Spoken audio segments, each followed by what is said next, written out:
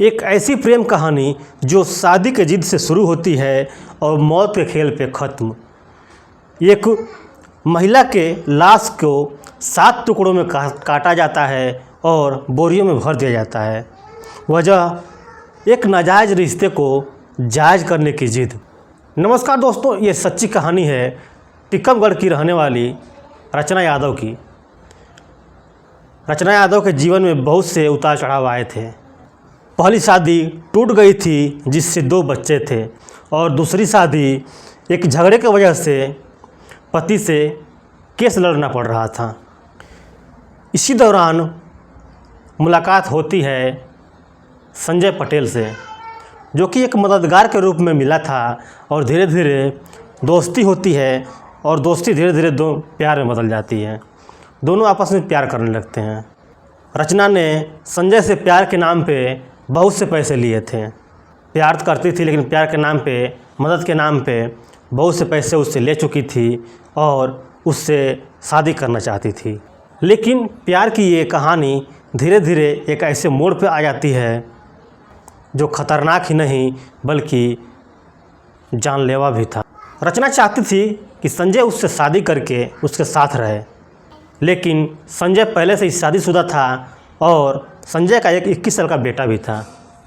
संजय के अफेयर के बारे में संजय की पत्नी को पता चल गया था और इसी वजह से घर में कलेश चल रहा था। फिर भी रचना अपने जिद पे अड़ी हुई थी कि वो संजय के साथ ही रहेगी, उससे शादी करेगी। अगर शादी नहीं करेगा तो थाने जाएगी और संजय के खिलाफ़ FIR करेगी। संजय ने रचना को समझाने की बहुत कोशिश की, लेकिन जब रचना नहीं मानी तो संजय हार मानकर एक खौफनाक प्लान बनाता है, और वो प्लान होता है रचना को रास्ते से हटाने का। इसके बाद संजय अपने भतीजे संदीप को और संदीप के दोस्त प्रदीप को बुलाता है। संदीप पहले एक कत्ल के केस में जेल जा चुका था और प्रदीप हाल ही फिलहाल में जेल से छूट करके आया था। संजय इन दोनों से मिलता है और बात करके 15,000 रुपये में प्रदीप को सेट करता है। इसके बाद तीनों मिल के रचना के कत्ल की प्लानिंग करते हैं, और जो प्लानिंग होती है 3 हिस्से में होती है। पहला प्लान ये होता है कि रचना को ख़त्म करके डैम में फेंक दिया जाएगा। अगर किसी तरह से ये प्लान फेल होता है तो दूसरा प्लान ये होता है कि रचना की लाश को नदी में फेंक दिया जाएगा। अगर ये भी फेल हो जाता है तब उसकी लाश को टुकड़े करके कई जगह दफना देने की प्लानिंग होती है। ये 3 प्लान करके ये बैठे रहते हैं। रचना बीमार थी और इसी वजह से वो हॉस्पिटल में भर्ती थी। संजय रचना को डिस्चार्ज कराता है 9 अगस्त को, और जब डिस्चार्ज कराता है तो रचना कहती है कि पहले कोर्ट चलते हैं, वहाँ पर चल कर शादी करेंगे, इसके बाद ही यहाँ से कहीं जाएंगे। लेकिन संजय उसे समझाता है कि आज डिस्चार्ज हुई हो और आज ही तुम शादी करने की जिद कर रही हो, शादी हम कल कर लेंगे, आज चलो कहीं घूम के आते हैं, थोड़ा मूड फ्रेश हो जाएगा। रचना के साथ संजय कार में बैठता है और कार में पहले से ही संदीप बैठा था गाड़ी चलाने के लिए। वहाँ से वो निकलते हैं और आगे प्रदीप भी उनका इंतज़ार कर रहा था। वहाँ पहुंचकर प्रदीप को भी गाड़ी में ले लेते हैं और रचना के साथ पूरा दिन घूमते रहते हैं इधर उधर। शाम होने का इंतज़ार करते हैं, फिर तीनों मिलकर दारू पीते हैं, और जब अंधेरा हो जाता है तो सुनसान लहचूरा डैम पे चले जाते हैं, जहाँ पे उस वक्त कोई भी नहीं होता। इसके बाद पहले ये लोग प्लानिंग कर चुके थे कि पहले रचना को समझाएंगे, अगर नहीं मानेगी तब हम उसका कत्ल करेंगे, उसको रास्ते से हटाएंगे। और इसी प्लान के मुताबिक प्रदीप रचना को समझाने की कोशिश करता है कि देखो संजय तुमसे शादी नहीं कर सकता, ये पहले से ही शादीशुदा है। ये बात सुनकर रचना कहती है कि तुम कौन होते हो बोलने वाले। तब संजय से कहती है कि संजय तुम बताओ कि क्या सच्चाई है। संजय कहता है कि जो बोल रहा है सही बोल रहा है, मैं तुमसे शादी नहीं कर सकता। तब गुस्से में आकर रचना कहती है कि मैं क्या सिर्फ मज़े लेने के लिए थी, मुझे बस यहाँ से घर पहुँचने दो, घर पहुँचकर मैं सीधे थाने जाऊँगी और तुम लोगों के खिलाफ़ FIR करूँगी। ये सुनते ही तीनों डर जाते हैं और उसी वक्त प्लान कर लेते हैं कि अब रचना को रास्ते से हटाना ही पड़ेगा। इसके बाद उस गाड़ी में ही प्रदीप और संदीप रचना के हाथ पैर पकड़ते हैं और संजय रचना का गला दबाने लगता है। गला तब तक दबा कर रखता है जब तक रचना की सांसें टूट नहीं जाती।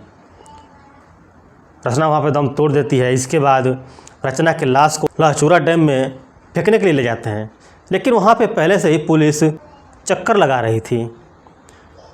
पुलिस की गाड़ी को देख के वहाँ से निकलते हैं तेज़ी में। फिर सोचते हैं कि अब इस लाश को नदी में जाकर फेंक देंगे, वहाँ से कहीं बहकर चली जाएगी, किसी को पता नहीं चलेगा।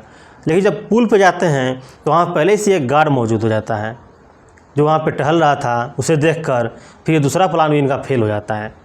इसके बाद सोचते हैं कि अब एक आखिरी रास्ता है, और वो आखिरी रास्ता ये होता है कि इस लाश को टुकड़े में किया जाए और कई जगह इसको ठिकाने लगाया जाए। फिर ये जिम्मा प्रदीप को सौंपा जाता है और प्रदीप अंधेरे में रचना के शरीर के 7 टुकड़े करता है और बोरियों में पैक कर देते हैं। बोरियों में पैक करने के बाद सर और कुछ हिस्सों को नदी में फेंकते हैं और बाकी हिस्सों को गांव से 5 किलोमीटर दूर गांव के एक कुआं होता है उसमें जाकर फेंक आते हैं। उसके अंदर ईंट डाल देते हैं ताकि लाश ऊपर ना आए। इस तरीके से लाश को ठिकाने लगा देते हैं। आखिरकार सच सामने आ ही जाता है। कहते हैं कि गुनाह कितना भी सच्चाई से कर लो, कितना भी चालाकी से कर लो, लेकिन अपने निशान छोड़ ही जाता है। वैसे ही इसमें भी हुआ। 13 अगस्त को एक किसान अपने खेतों में टहलने के लिए गया था, लेकिन जब कुएं की तरफ जाता है तो वहाँ से बहुत तेज़ बदबू आ रही थी।